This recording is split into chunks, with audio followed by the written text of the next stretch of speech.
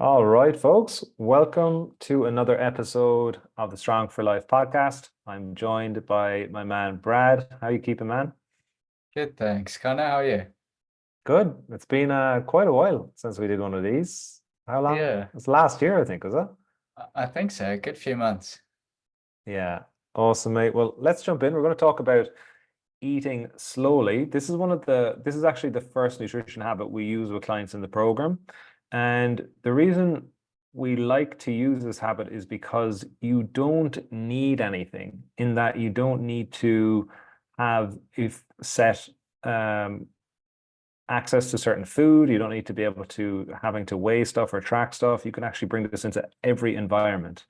And that is why we get clients working on this from the get-go, because there's no excuses then. This is just a habit, a skill that you can always use, whether you're traveling, whether you're at your friend's house, whether you're overseas visiting family, and so on and so forth. So, Brad, do you want to jump into, I guess, how we generally start talking to clients about this habit? So just before we get there, it's an accessible skill, but it's not an easy one. So I'd say a lot of clients do struggle with it because it can often be a case of us trying to make a shift from habits we've had since we were kids on questioning habits. So yeah, we like to think about, putting the fork down basically between bites or your spoon if you're not carrying a fork. But yeah, essentially like trying to create this habit where you take a bite and you put the utensil down, you chew your food, and then you pick it up and you eat again. And that's like the quickest way, quickest way to go slow. But yeah, the thinking behind it is pretty much, if you're rushing with your meals, you're very likely rushing through everything else in your life or a lot of other things. And yeah, that bringing that mindfulness, which as we know is a very overused term, but bringing that awareness to our eating and slowing things down can be really helpful in other areas of our lives too. Yeah, I it's something I always like. I've been practicing this for years now, but it's always a pull to listen to something. If I'm eating by myself, I'll be like, oh, I'll just listen to this thing, or Mm. I'll just, I'll do this other thing while I'm eating. And it's like this always this kind of pull to do something rather than just eating and just like focusing on the food. Like I think this is just a constant challenge for me and a lot of people I talk to, a lot of clients as well.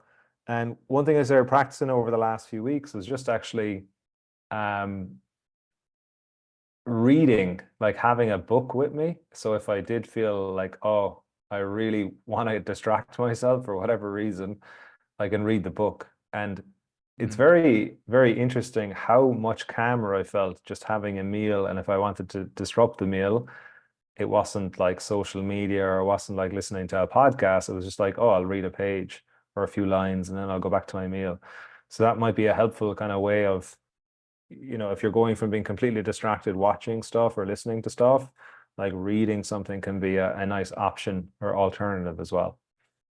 Although this could be a good podcast to listen to if you're someone who eats quickly, because Yeah. But I remember you saying some time ago when we had a chat about this, how there's almost that so many of us we rush through the eating to get to the next stage of the night, or because often we think about it in the evening where it's like then you kind of rush through your meal so you can relax, whatever that means, in front of the TV Yeah. or with your laptop or whatever it is, where actually if we start thinking about the meal as the chance to relax.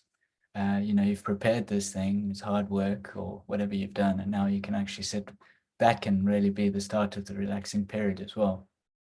That's such a good point, man. I was listening to a podcast recently and the guy was like talking about when he used to go to lunch, and he was like, this is when people used to actually go to lunch for like, you take lunch for an hour. Like that's just so rare now. Basically, I'm in a co-working space. Most people work through lunch or eat at their desk. Some people actually do go out for lunch, but in Spain, I noticed when I was there this year, like people are just the whole co-working space is empty for like 90 minutes. and they're all eating. I was like, oh, whoa, that's actually really normal, but very weird now. It's actually really nice. Like, oh, let's just take like an hour off and eat. And it's like, it was such a normal thing to do before, but it's very much disappeared, like set meal times and everything seems to have disappeared a lot as well. What are your thoughts? Yeah, well, my friend, I think it is actually a Spanish kind of idea, but my friend who's not Spanish told me about it, where I've always been, I don't know if it's through years of working in the catering trade, but um, always like in a rush to clear the table um, after a meal. And how she was saying that there's this value in just sitting there with the completed, your empty, dirty dish in front of you and luxuriate in that sort of post-meal glow with everyone else who you're with. And that's like obviously not necessarily tied to eating slowly, but that idea of creating some kind of ceremony around your meal or some kind of uh moment to just appreciate how that you got this meal, that you taste good. You don't have to hurry off somewhere. Yeah, I think Yeah, like you say, when so much is being eroded, so much sort of consistent timing is being eroded, you're really forced to make it your own. You have to make that time yourself. yeah, totally. Also, just as you're saying that, like an obvious, easy, well, maybe not easy, but simple approach as well is just like planning your, I think lunch in particular is the big one. But like having, okay, what time are we eating our meals? Like if I'm going to have breakfast, lunch, and dinner, what's the time of those meals? And I think that can be really helpful as well. Just need to take my own advice now as I'm saying it.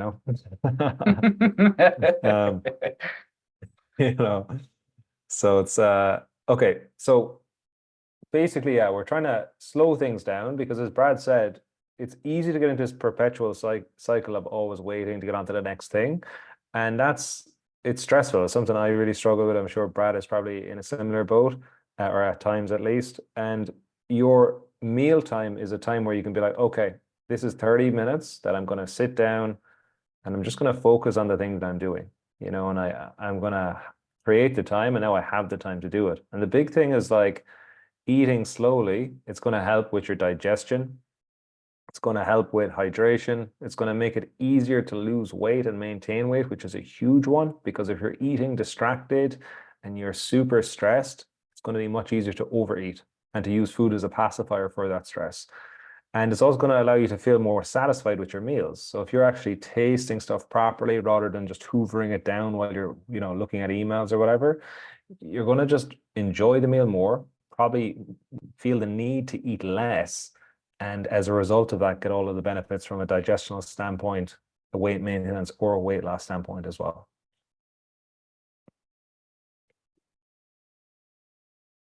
How slowly would you say you eat over the years? Have you noticed a significant difference in your approach? Do you fluctuate, or would you say you're quite consistent in this? I would say I eat fast as in general. It depends on the environment. Like if I'm Mm. going to a nice restaurant, you're enjoying stuff, you're just trying to have that like experience with every meal, which is not easy. You're like enjoying, the smells, the sensations, the environment, all these things. Um, but one thing I actually really like doing here in Romania is like the weather is amazing here for a lot of the year. And the sun comes into my balcony in the morning. So I go out in the mornings now and just either have a coffee or like have breakfast or lunch and just like sit there and I might have the book there if I need it. But like yeah, it's just a really like pleasing environment to be in. But Mm. yeah, I would struggle with this a lot. This is probably out of all the habits we go through with clients, I would say this is the hardest one to slow down and to not be distracted, I would say. I, I second that. Yeah, it's very, very difficult. Yeah, totally. And that's kind of the thing for people listening is like this stuff it's not like magically one day you figure it all out. Like it's just keeping it front of mind and you keep getting better at it. And sometimes, I definitely feel okay when I'm in environments with other people. I'm like, oh wow, they clearly have never even thought about this. The food is gone like after 2 minutes and they're on to the next thing. But yeah, just looking at like it's just a constant skill. And it's something that if you're like Brad was saying at the start, if you're in a household where you grew up in, like I think a lot of us were told like there's starving kids in Africa, finish your food. So like you feel like you need to finish your food and then you eat it really quickly. Also, if you have a lot of siblings, that's another thing which is interesting. The more Mm. siblings you have, probably the faster you eat as well, because the food would have been gone if you weren't quick at eating when you're younger, which is just an interesting, the impact that stuff can have on you. And yeah, just looking at it like it's a skill you can practice every single day, and each meal you have an opportunity to practice it. So if hoover down the last meal, you can try the next meal, or if you're having dessert or the next opportunity, you can practice to slow down again. What about you, Brad? Yeah, well, obviously, growing up on the continent of Africa, we used to Yeah, say, it's "Oh, true. think about the starving kids in Northern Europe." Um, Yeah, that's funny. Yeah, that's true. Yeah. yeah, I think just that sometimes even you can catch yourself eating quickly in a meal, slow down for a few a few bites, and then kind of pick up your pace again without really being aware of it. So I think even like you're saying, it could be between meals, it could be in the same meal that you practice this habit, and maybe you don't remain consistent through the duration of the meal, but at least you've kind of brought in some awareness, and the more able and more frequently you do that, the easier the overall goal is going to become.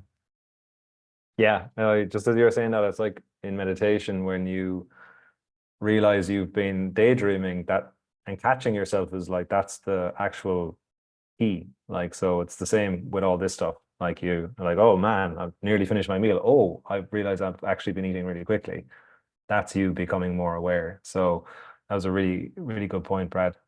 Let's finish with just some actionable advice for people. So, like, I always like to manipulate the environment to make it easier. So, some simple things like if you can put yourself in a calm environment, of course, that mightn't be realistic if you've got kids or grandkids or it's busy and everything. But the few little things you can do is like using smaller utensils and putting food on a smaller plate can work really well. So Brian Wansink, he has a book called Mindless Eating. I think it's definitely the book that's impacted me most from a nutrition standpoint because it got me thinking just about the impact of environment. And basically the whole book is all tons of research on like overeating patterns and plate sizes in the US and how they've like increased a lot since the 70s, and that's also correlated to the massive bump in obesity rates and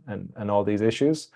So his advice is just like using smaller plates, using smaller utensils, so spoons, forks, even chopsticks, teaspoon, as just a way of slowing you down.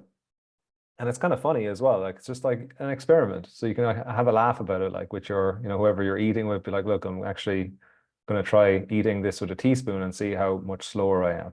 Also, timing yourself can be really helpful as well. So, timing yourself, it's going to give you an idea of like roughly how long it takes you to eat your meal. And then you can just focus on increasing that over time with practice. What about you, Brad?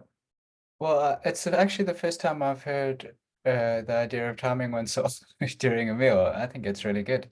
I think I might do that.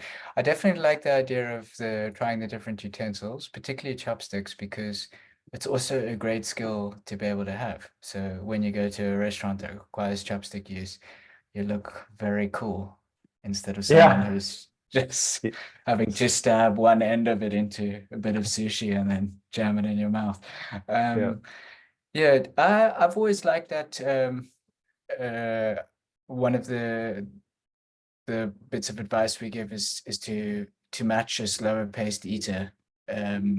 Obviously, if you live in a household where everyone's eating quickly, it's maybe not the best thing. But say if you're going out and the people you're with, you find the person who eats the slowest and you kind of match them. Obviously, you don't want to make it creepy, like staring at them, Eye matching mouse for contact. mouse. Yeah. But yeah, quite a good thing. I like that. Just it's an external cue that makes you just more aware of what's going on internally. Yeah. Yeah. And then some other stuff would be just chewing your food. So 10, 15, 20 times you're chewing your food. Then after you finish chewing your food, swallow your food, take a deep breath in and out. You can also put your fork down or utensil down and then repeat the process. So it sounds like, it sounds so ridiculous. Like, yeah, I know how to eat. Like, this is so silly, but we're just like deconstructing how to slow down. And that's why it's really, really, it's putting the focus on the things that you can do to actually manipulate the speed that you're eating at. I was So just they would saying, be, sorry, go on, Brad. oh, Yeah. sorry, Connor. I was just thinking one last thing that we didn't include, which is just a great thing anyway, because we tend to not eat enough fiber in our diets. But choosing the right kind of foods that actually require you to do more chewing, something that actually you got to work harder to chew and break down before you can swallow is also a good way of practicing the skill. So would you say like blending something like French fries would be the worst thing people could do? That would be like the Well, opposite and just drink maybe it. if you're trying to do a dirty bulk, that wouldn't be a bad idea. Blend your French fries with your ice cream milkshake. Yeah, yeah, yeah, yeah. Yeah, Yeah, yeah. mix with sugar. Awesome. So, guys, yeah, that's the end of today's episode, all about slow eating. We love this because there's so much dogma around nutrition. There's so many different like camps, like you're either vegan or carnivore or ancestral movement or whatever the thing is. And this is completely something that you can control regardless of how you want to approach food and actually maintain really good body composition results without even thinking about calories. So that is everything for today, guys. Anything else you want to share before we jump off, Brad? No, I think we've got it all. Just be just be gentle with yourselves if you're getting frustrated and you're practicing the skill and you're feeling like you're not mastering it. It's going to take Yeah, time. For most of us, it'll take time. nice.